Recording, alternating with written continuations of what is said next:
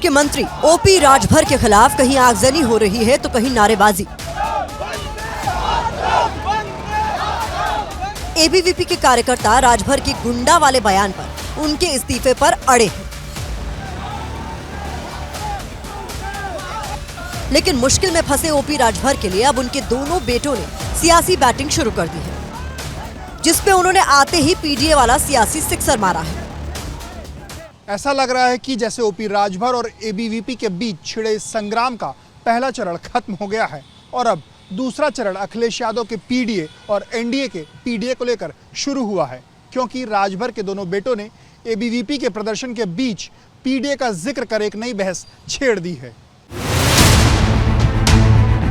OP Rajbhar गुंडा वाले बयान के बाद भले ही चुप हों, लेकिन उनके बड़े बेटे अरविंद राजभर से जब एबीपी न्यूज ने सवाल पूछा तो उन्होंने इस विरोध प्रदर्शन के पीछे समाजवादी पार्टी की साजिश की तरफ इशारा किया। कहा कि एनडीए के पास पीडीए का जो वोट आता है उसमें भी सेंधमारी की कोशिश हो रही है। अखिलेश यादव जी दरारवादी संगठन का दरारवादी वक्तव्य का इस्तेमाल कर रहे हैं। वो तो आज से नहीं लंबे समय से चाह रहे हैं कि एनडीए में जो पीडीए है उसे कैसे अलग किया जाए। जब जब कोई छोटे से छोटा मुद्दा आता है तो उसको बड़ा बना देते हैं। पीडीए यानी पिछड़ा, दलित और अल्पसंख्यक। साल 2027 के यूपी विधानसभा चुनाव में पीडीए का मुद्दा अहम होने वाला है। जिसके पाले में पीडीए का वोट गया उसका पलड़ा जरूर भारी होगा। इसीलिए राजभर के छोटे बेटे भी अति पिछड़ा का जिक्र कर बड़ा मैसेज दे रहे हैं।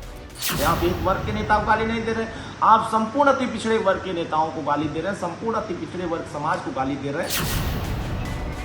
अरविंद राजभर को एबीवीपी कार्यकर्ताओं के बीच समाजवादी पार्टी के लोग नजर आ रहे हैं। ऐसे में समाजवादी पार्टी पर सवाल उठते ही अखिलेश ने भी माइक थाम लिया। उन्होंने पीडीए का जिक्र तो नहीं किया, लेकिन बहुत कुछ कह दिया।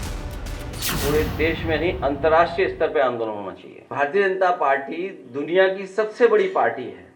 अखिल भारतीय वीडियो ऑफ पिटाई जो है वो दुख पहुंचा रहा होगा कि ये परिषद और वाहिनी की लड़ाई है। जो कुर्सी पे बैठे हैं वो भारतीय जनता पार्टी के सदस्य नहीं रहे, भारतीय जनता पार्टी के न जाने कितनों का भविष्य खा करके उस कुर्सी पे बैठ गए। वैसे ये वही पीडीए है जिसने लोकसभा चुनाव 2024 में अखिलेश यादव की बल्ले बल्ले कर दी थी। साल 2019 में समाजवादी पार्टी का वोट शेयर 18.11% था, जो 2024 लोकसभा चुनाव में बढ़कर 33.59% हो गया। समाजवादी पार्टी ने 2024 में यूपी में 80 लोकसभा सीटों में से 37 पर जीत दर्ज की थी। इन 37 सीटों में से 21 सीट ओबीसी, 7 सीट दलित, 4 सीट मुस्लिम और 5 सीट उच्च जाति के उम्मीदवार थे। पीडीए भारतीय जनता पार्टी कमजोर नहीं कर सकता, क्योंकि भारतीय जनता पार्टी सबको साथ लेके चल रही है और सब भारतीय जनता पार्टी के साथ खड़े हैं। ओम प्रकाश राजभर जी, कल आप समाजवादी पार्टी या कांग्रेस के एनएसयूआई वालों को नहीं कह रहे थे, आपने कहा था कि एबीवीपी के गुंडे हैं। 24 घंटे में पलट गए। आप कह रहे हैं सपा वाले अराजक तत्व उनके बीच में आ रहे हैं, शर्म नहीं आती है आपको? इस बीच बीजेपी के अंदर से भी अब ओपी राजभर के खिलाफ विरोध की आवाज उठने लगी है। जो छात्र है देश का भविष्य है, उनके लिए गुंडा कहना अपने आप में बहुत बड़ा द्रोह है। उन्हें इसके लिए माफी मांगनी चाहिए। ओम प्रकाश राजभर को पता नहीं किस उम्मीद में सरकार जो है झेल रही है, जबकि ओम प्रकाश राजभर मंत्रिमंडल में रहने योग्य नहीं है। मुर्दाबाद, मुर्दाबाद, छात्र विरोधी मंत्री मुर्दाबाद। कुल मिलाकर विरोध की इस ज्वाला के पीछे किसी को साजिश की बू आ रही है, कोई भविष्य के लिए बैटिंग कर रहा है। पीडीए का वोट हर किसी को चाहिए।